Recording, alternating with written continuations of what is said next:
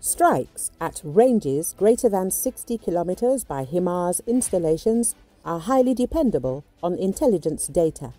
Recently, journalists from the Washington Post reported that some Ukrainian batteries armed with HIMARS are no longer receiving coordinates when they want to strike targets located at a distance greater than 60 kilometers. Forbes reports Washington cut off a key intelligence channel. Ukraine no longer receives real-time information to launch long-range strikes against the enemy.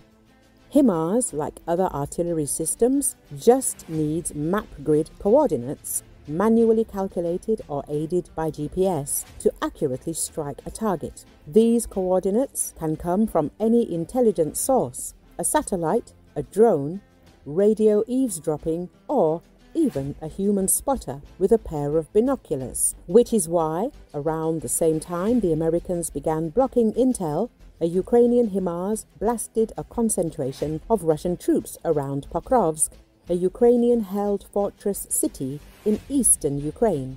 The nearest Russian regiments are just a few miles from Pokrovsk, well within reach of even smaller drones. Experts say Ukraine continues to receive information from its own or European intelligence, but the information from the United States has been clearer. On the one hand, Ukraine can solve this problem thanks to Europe. Many in the EU have the same space capabilities as the US, but on a smaller scale. At the same time, we should not forget about the existence of commercial providers of such services.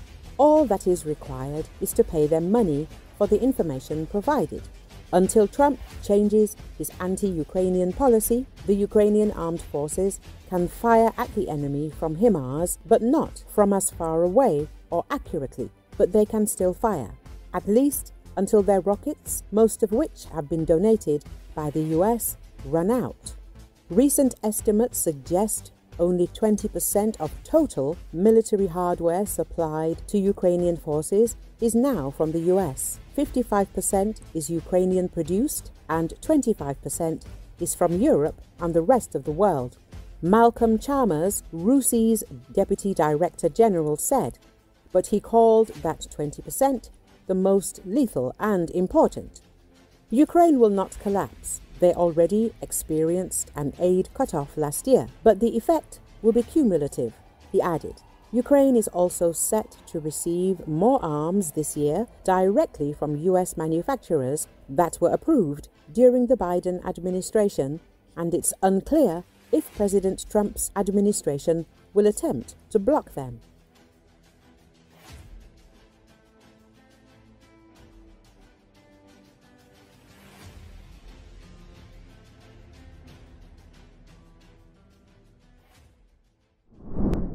UK Prime Minister Keir Starmer paid tribute to British troops who fought in Afghanistan and Iraq at the start of Prime Minister's questions on Wednesday amid controversy surrounding comments by US Vice President J.D. Vance on peacekeeping troops in Ukraine.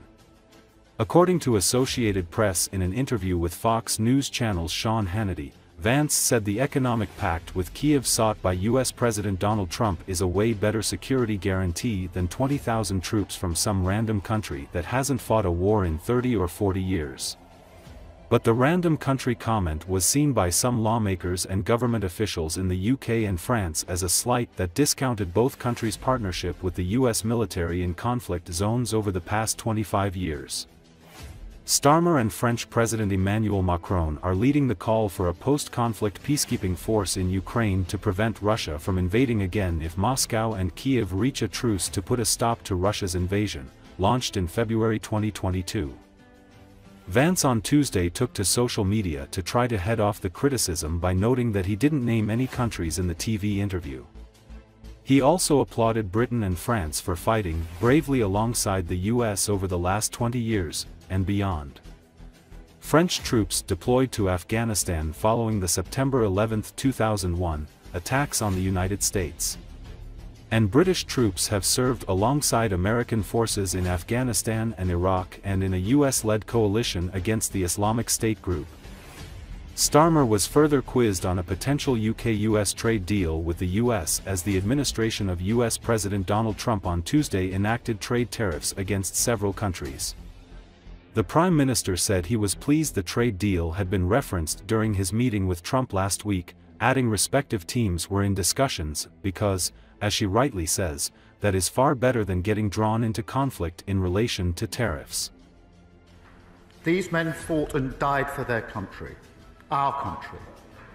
And across the wars in Afghanistan and Iraq, 642 individuals died fighting for Britain alongside our allies. Many more were wounded. We will never forget their bravery and their sacrifice. And I know the whole House will join in me in remembering them and all those who serve our country. The best way to avoid America putting tariffs on Britain is to reach agreement on a US trade deal. Following the Prime Minister's trip to Washington, have talks on a UK-US trade deal begun? Prime Minister.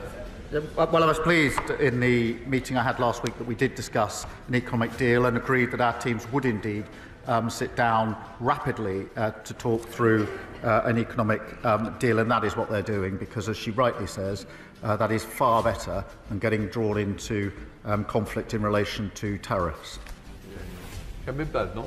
The world is changing fast, and we need an entirely new approach to our economy and our energy security. The budget last year halted growth with higher taxes and higher borrowing.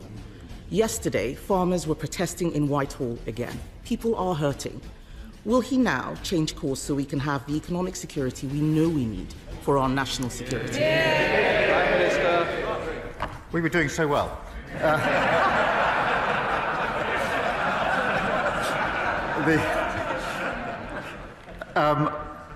What we inherited was insecurity in our economy. We inherited a 22 billion black hole, and we have now turned that around. We've got the highest investment coming into our economy.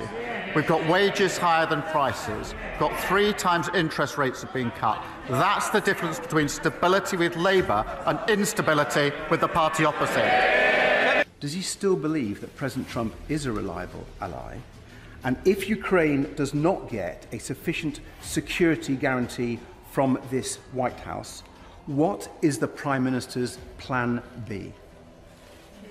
Prime Minister. Well, Mr. Speaker, look, we work very closely with the United States on defence, on security and on intelligence. We have done for many, many years. We're intertwined, and of course they're a reliable ally. We are operating on that basis day in, day out across the world, as he knows.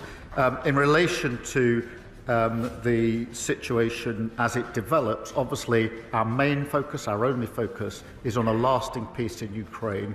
There are many moving parts, there are many discussions to be had, but what I'm doing is staying focused on what I think is the single most important outcome, which is a lasting peace in Ukraine, which is good for Ukraine, for Europe, and of course essential for the United Kingdom. Sir Ed Davey.